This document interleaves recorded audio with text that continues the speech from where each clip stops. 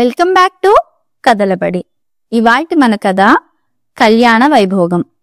ఒక గ్రామం మధ్య పాతకాలపు పెద్ద రామాలయం ఉండేది. రామశాస్త్రి దానికి అర్చకుడు. ఆ ఊళ్ళో ఒక ఆచారం ఉండేది. ఊళ్ళో ఎవరైనా చచ్చిపోతే 3 రోజుల పాటు అర్చనలు లేకుండా రామాలయాన్ని మూసి ఉంచేవారు. ఊరికి కొద్ది దూరంలో ఒక పట్నం ఉండేది. అక్కడ సంత జరిగే రోజున ఊరు వాళ్ళు అక్కడి నుంచి ఉప్పులు పప్పులు తెచ్చుకునేవాళ్ళు. ఒక సంత రోజు రామశాస్త్రి పట్నం వెళ్లి ఇంటికి కావలసిన సరుకులు కొని బండికి ఎత్తిస్తుండగా ఎదురుగా మేడలో ఉండే శెట్టిగారు పిలిచారు.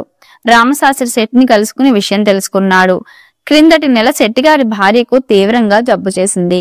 ఆమెకు జబ్బు నిమ్మలిస్తే 1116 ఖర్చు చేసి రాముడికి వైభవంగా కళ్యాణం చేయిస్తానని మొక్కుకున్నాడు. శెట్టిగారి భార్యకి జబ్బు నయమైపోయింది. ఎప్పుడు వద్దామనుకున్నా తీరకుండా ఉన్నది. నాకు 1,00,000 పనులు. రేపు సాయంత్రం నేను నా భార్య మీ ఊరు వస్తాం. అన్ని ఏర్పాట్లు చేయించి ఉంచండి. ఎల్లుండి దేవుడికి కళ్యాణం జరిపించి పేదలకు అన్నదానం చేద్దామన్నాడు శెట్టి రామశాస్త్రితో. ఆ మాట విని రామశాస్త్రి ఉక్కిరిబిక్కిరయ్యాడు. అతని హయాంలో అంత పెద్ద ఎత్తున దేవుడికి కళ్యాణం చేయించిన వారే లేరు. మహారాజుగా రండి, అన్ని ఏర్పాట్లు చేసి ఉంచుతాను అని శెట్టిగారికి చెప్పి రామశాస్త్రి ఆనందంలో తేలుతూ ఇల్లు చేరాడు. ఆయన బండిలో ఇల్లు చేరేసరికి చీకటి పడింది. సామాను దింపి బండిని పంపి చూసేసరికి అరుగు మీద ఎవరో పడుకుని ఉన్నట్లుగా లీలగా కనిపించింది. ఎవరు వారు అని శాస్త్రి గట్టిగానే అన్నాడు. జవాబు లేదు. శాస్త్రి గొంతు విని ఆయన భార్య కాంతమ్మ బయటికి వచ్చి, ఈ మొదనష్టపు వెధవ ఇంకా వెళ్ళలేదు, మీరు లోపలికి రండి అన్నది భర్తతో. శాస్త్రి లోపలికి వస్తూనే ఎవడేవాడు అని భార్యను అడిగాడు. ఎవడో పొగరుమోతూ సాయంత్రం అనగా వచ్చి భోజనం పెట్టమని ఒక్కటే పోరు పెట్టాడు. పెట్టనంటే కదలనంటూ అరుగు మీదే తిష్టవేశాడు. చూస్తే దొంగలా ఉన్నాడు. వాడిని వెళ్ళగొట్టండి అన్నది కాంతమ్మ. భోజనం చేసినాక వాడి సంగతి చూద్దాంలే, ఈ రోజు మన పంట పండింది తెలుసా అంటూ రామశాస్త్రి పట్నంలో శెట్టిగారి మొక్కు విషయం అంతా చెప్పి, ఎలా లేదన్నా మనం అర్ధమైన 16 మిగిల్చుకోవచ్చు, ఆయన మన ఇద్దరికి బట్టలు పెట్టకపోరు అన్నాడు. కాంతమ్మ తన భర్తకి భోజనం పెట్టింది.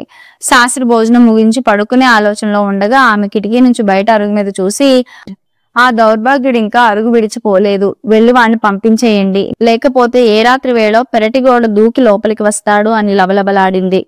విధి లేక శాస్త్రి మూలనున్న కర్ర తీసుకుని పెద్దగా చప్పుడు చేస్తూ వీధి తలుపు తెరిచాడు. తరువాత అరుగుని కర్రతో గట్టిగా బాదాడు. ఎవడ్రా వాడు, పొమ్మంటే కదలవేం అని అరిచాడు. అరుగు మీద మనిషిలో ఏ కదలిక కనిపించలేదు. ఏదో అనుమానం తగిలి శాస్త్రి దగ్గరికి వెళ్లి ఆ మనిషిని కదిపి చూశాడు. ఆ మనిషిలో చలనం లేదు. కొంప తీసేశాడే, వీడు చచ్చినట్లున్నాడు అని శాస్త్రి కీచుగా అరిచాడు. చస్తే చచ్చాడు, పీడ విరగడైంది, లోపలికి రండి అన్నది కాంతమ్మ. శాస్త్రి లోపలికి వచ్చి, ఏడ్చావు, పీడ చుట్టుకున్నది ఇప్పుడు.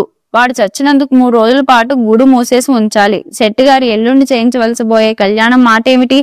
ఆయనకు మళ్ళీ ఎప్పటికి వీల్చుకుతుందో ఏమో అన్నాడు. అయితే ఇప్పుడు ఏం చేద్దాం అన్నది కాంతమ్మ. వీడిని రాత్రికి రాత్రే వల్లకాట్లో పూడ్చిపెట్టేయాలి. ఊరికి కొత్తవాడు గనక రేపు ఎవరు వీడి గురించి పట్టించుకోరు అన్నాడు శాస్త్రి. ఆ మాట కాటికాపరికైనా తెలుస్తుందిగా అన్నది కాంతమ్మ. డబ్బు బారేస్తే వాడే నోరు మూసుకుని ఉంటాడు అని శాస్త్రి ఎంతో కాలంగా పోగు చేసి పెట్టెలో దాచుకుని ఉన్న డబ్బు 100 రూపాయలు తీసి రొంటిన కట్టుకుని లోపల భయంగా ఉన్న మొండి ధైర్యంతో చీకట్లో పడి శ్మశానానికి వెళ్లాడు. కాటికాపరి శ్మశానం దగ్గరే గుడిసెలో ఉంటున్నాడు. శాస్త్రి వాడిని బయటికి పిలిచి సంగతంతా చెప్పి, ఈ విషయం 3వ కంటి వాడికి తెలియకూడదు అన్నాడు. శాస్త్రి కోరినట్టే పని ముగించడానికి 100 రూపాయలు అడిగాడు కాటికాపరి. వాడితో బేరమాడి 75 రూపాయలు తీసుకోవడానికి శాస్త్రి వాడిని ఒప్పించి, నేను వెళ్లి శవాన్ని తెస్తాను, ఈలోగా నువ్వు గొయ్యి తవ్వి సిద్ధంగా ఉంచు అని చెప్పి ఇంటికి వచ్చాడు. కాంతమ్మ ఒక చాప ఇచ్చింది. శాస్త్రి అరుగు మీద మనిషిని అందులో చుట్టి నెత్తిన పెట్టుకుని బయలుదేరాడు. సగం దూరం వచ్చేసరికి అలుపు వచ్చింది. వీడు అటు ఇటు చూసి ఎవరూ లేరని తేల్చుకుని శాస్త్రి నెత్తి మీద బరువు ఒక అరుగు మీద దించి రొప్పుతూ నిలబడ్డాడు. ఇంతలో శాస్త్రి భుజం మీద చల్లగా చేయబడింది. శాస్త్రి నిలువెల్లా వణికి కెవ్వు నరవబోయి ఎలాగో నిగ్రహించుకుని, ఓహో శాస్త్రి గారా, ఇంత అర్ధరాత్రి వేళ చీకట్లో ఎక్కడికి ప్రయాణం అన్నాడు ఒక వ్యక్తి. శాస్త్రి గుండు తడివి గుర్తుపట్టి, ఈ గొంతు వెంకయ్య అనే తాగుబోతుంది, నిద్ర పట్టకల్లా బయలుదేరాను అన్నాడు శాస్త్రి. ఎందుకలా రొప్పుతున్నారు? ఇదేమిటి చాప చుట్టులా ఉందే, ఇందులో ఏదో ఉన్నట్లుందే అంటూ మొదలు పెట్టాడు వెంకయ్య. అవుని గాని నువ్వు ఈ పూట కళ్ళు అంగడికి పోలేరల్లే ఉందే అన్నాడు శాస్త్రి భయంతో చెమటలు కక్కుతూ. కళ్ళు అంగడి కామయ్యకి 25 రూపాయలు బాకీ ఉన్నాను, బాకీ తీర్చితే గాని కళ్ళు పోయినన్నాడు అన్నాడు వెంకయ్య.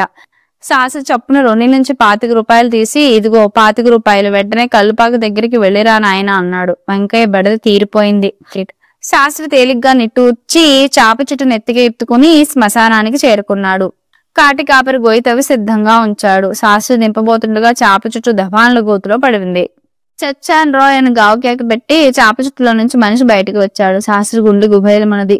పిచ్చి శాస్త్రులు, బతికున్న మనిషిని పొడ్చడానికి తెచ్చావా అంటూ కాటి కాపరి విరగబడి నవ్వాడు. ఇప్పుడు ఎక్కడున్నాను? నాది మొద్దు నిద్ర అన్నాడు ఆ మనిషి. ఎక్కడున్నావా? వల్లకాట్లో. పద అన్నాడు శాస్త్రి ఆ మనిషి మీద విరుచుకుపడుతూ. ఆ మనిషి బిత్తరపోయి కాలు సత్తువు కొద్ది పరిగెత్తి వెళ్లిపోయాడు. శాస్త్రి కాటి కాపరి దగ్గర డబ్బులు వాపసు పుచ్చుకోవాలని చూశాడు. కాటి కాపరి జరిగిందంతా బయట పెట్టేస్తానన్నాడు. శవం లేదు గాని రహస్యం ఉన్నది. అందుచేత శాస్త్రి మారు మాట్లాడక ఇంటికి తిరిగి వచ్చాడు. ఈ లోపు కాంతమ్మ కునుకు తీసి తన 3 పట్టు చీర కొనుపెట్టే కలగన్నది. ఎల్లుండి పాటికి నీ కల నిజమవుతుందిలే అని శాస్త్రి ఆమెకు ధైర్యం చెప్పాడు. కానీ మర్నాడు సాయంకాలం కల్లా శెట్టిగారి భార్య సమేతంగా రాలేదు. ఆ మర్నాడు కూడా జాడలేదు. 4 రోజులు శెట్టిగారి కోసం ఎదురు చూసి శాస్త్రి శెట్టిగారి ఇంటికి బయలుదేరి వెళ్ళాడు. అప్పుడే శెట్టిగారు ఎక్కడి నుంచో తిరిగి వచ్చాడు. రారా, నేనే కబురు చేద్దాం అనుకుంటున్నాను. నువ్వు కనబడిన రాత్రే మా నాయనమ్మకు ఒంట్లో బాగోలేదని కబురు వచ్చింది. ఊరు దూరమే అయినా బయలుదేరక తప్పలేదు. ఇప్పుడు ఆమె కులాసాగానే ఉన్నది. తీరా వెళ్ళాం కదా అని నా మొక్క ఆ ఊరు దేవాలయంలోనే తీర్చేసుకున్నానన్నాడు శెట్టిగారు. రాముడు పెళ్లి ఎలా ఉన్నా శాస్త్రి పెళ్లి బాగా కుదిరింది. ఇది ఇవాల్టి కథ. ఈ కథ కనుక మీకు నచ్చినట్లయితే లైక్ చేయండి, షేర్ చేయండి. అలాగే మా కథల బడి ఛానల్ ని సబ్స్క్రైబ్ చేయండి.